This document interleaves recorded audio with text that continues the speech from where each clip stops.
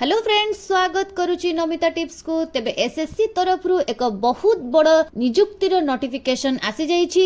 तेबे एथिरे तुमर 10म किंबा +2 किंबा +3 पास करथिले पोस्ट वाइज जॉब गुडी को अप्लाई करि परिबो। तो एथिरे तुमर जॉब वैकेंसी जदि देखिबा को जिबा एथिरे बहुत बड़ जॉब वैकेंसी रहिछि। एथिरे तुमर 2423 टी पोस्ट रहिछि। बयस सीमा देखा जदि जीवा एथिरे तुमर 18 रु 40 वर्ष पर्यंत रही। एथिरे महिला एवं पुरुष उभय एही जॉब गुड़िक अप्लाई करि परिबे। एबे चलंतु देखिबा एही पोस्ट रे एलिजिबिलिटी क्राइटेरिया कोन रही क्वालिफिकेशन एज लिमिट केते कोन रही, एप्लिकेशन रो लास्ट डेट केबे रही, केमिति एही पोस्ट को अप्लाई करिबा से सब डिटेल्स आबे एही वीडियो रे आलोचना करिबा। तेबे वीडियो टिकु स्किप न करी शेष पर्यंत देखंतु। एट देखो एसएससी सिलेक्शन पोस्ट रिक्रुटमेंट 2025 पई आसी जाइछि एवं अप्लाई ऑनलाइन एहा तुमरो ऑनलाइन माध्यम रे अप्लाई करा जिवो। 2423 टी पोस्ट रहिछि एवं एहा matric inter and graduate level रो जॉब रहिछि। एबे देखो इंपोर्टेंट डेट सब कोन रहिछि। एट देखो इंपोर्टेंट डेट सब मेंशन रहिछि। तेबे एप्लिकेशन तुमर स्टार्ट हो जाइछि 2/6/2025 रु। तेबे एहार लास्ट डेट रहिछि 23/6/2025। तो जून 2 रु जून 23 भितरे अप्लाई करनेबो। लास्ट डेट पे एग्जाम फी जदि तुमे देई पारि नथिबो एग्जाम फी तो लास्ट डेट रहिछि 24/6/2025। तापर रहिछि करेक्शन डेट 28 रु जून 30 मध्यरे रहिछि। जदि एप्लिकेशन फॉर्म रे किछि त्रुटि रहि जाइथिबो तेबे तार करेक्शन डेट मध्य रहिछि 28 रु जून 30 मध्यरे।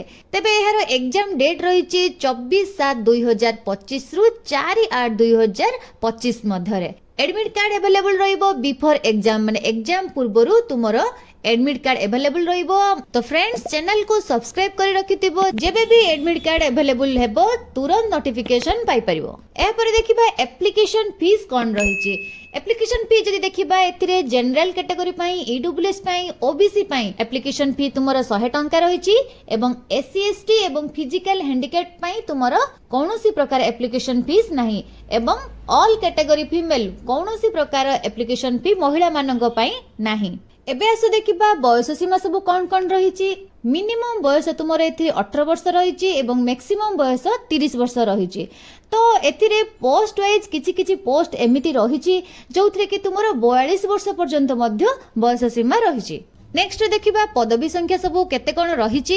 एथिरे तुमर यूआर पई 1169 टी पोस्ट रहिछि, ईडब्ल्यूएस पई 231 टी पोस्ट रहिछि, ओबीसी पई रहिछि 561 टी, एससी पई रहिछि 314 टी, एसटी पई रहिछि 148 टी। टोटल ऊपर तुमर पदवी संख्या रहिछि 2423 टी। नेक्स्ट देखिबा एलिजिबिलिटी क्राइटेरिया कोन रहिछि। एथिरे तुमरो 10म पास लेवल रो जॉब सब रहिछि, ता सहित तुमरो 10म +2 लेवल रो मध्ये जॉब सब रहिछि एवं +3 लेवल रो मध्ये जॉब सब रहिछि। एबे आसो देखिबा बयस अनुसार को पोस्ट सब रहिछि।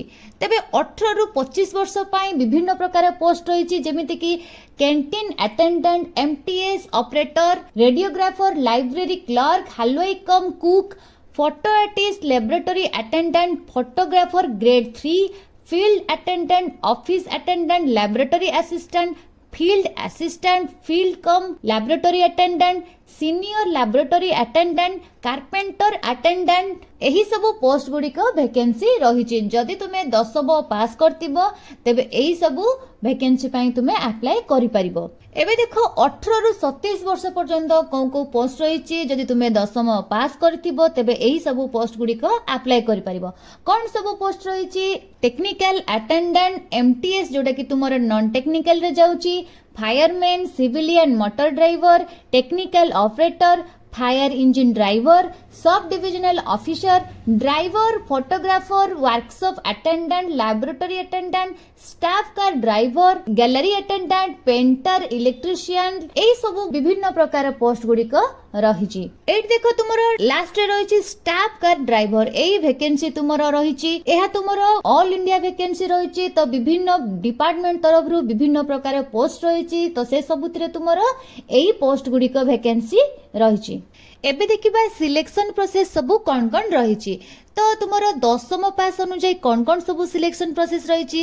दशम पास रे तुमर computer based test CBT test रही। तापर तुमर डॉक्यूमेंट वेरिफिकेशन हबो। लास्ट तुमर मेडिकल एग्जाम हबो।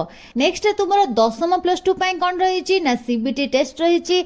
नेक्स्ट तुमर स्किल टेस्ट हबो से कंप्यूटर ऊपर नियाती भाबरे रहिबो। नेक्स्ट तुमर डॉक्यूमेंट वेरिफिकेशन रबो। लास्ट तुमर मेडिकल एग्जाम हेबो। प्लस 3 पई तुमर सीबीटी टेस्ट तापर रही फिजिकल किंबा स्किल टेस्ट पोस्ट वाइज जहाँ भी सब रही।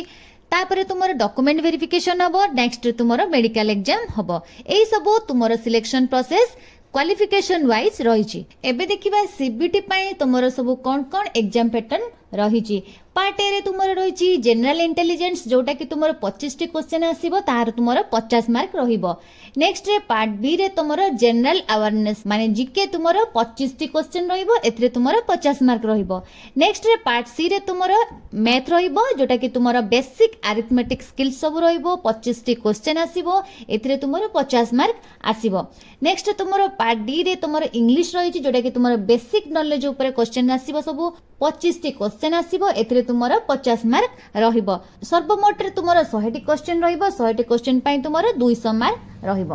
तो एथिरे तुमर बहुत गुडिए वैकेंसी रही। बहुत भलो सुजोग रही। जदि तुमे माने अप्लाई करिया पई चाहुतबो गूगल ले सर्च करिवो ssc.gov.in जाई सर्च करिवो एवं ता भितर को जाई तुमे अप्लाई करिनेबो। जदि तुमे प्रथम थर पई अप्लाई करूचो तेबे प्रथमे निजको रजिस्टर करिनेबो। रजिस्टर करी अप्लाई लिंक रे क्लिक करी अप्लाई करिनेबो। तो फ्रेंड्स ए थिला आजिरो वीडियो रे एही नोटिफिकेशन रो फुल डिटेल्स। तेबे इन्फॉर्मेशन टी जदि भल लागितिबो तेबे वीडियो टी लाइक करिवे सांगवान का सहित शेयर करिवो एवं चैनल को मध्य सब्सक्राइब करिनेबो। मु पुणी आसीबी एक फ्रेश जॉब अपडेट रो नुवा नोटिफिकेशन नै। तेबे से पर्यंत रहिली नमस्कार।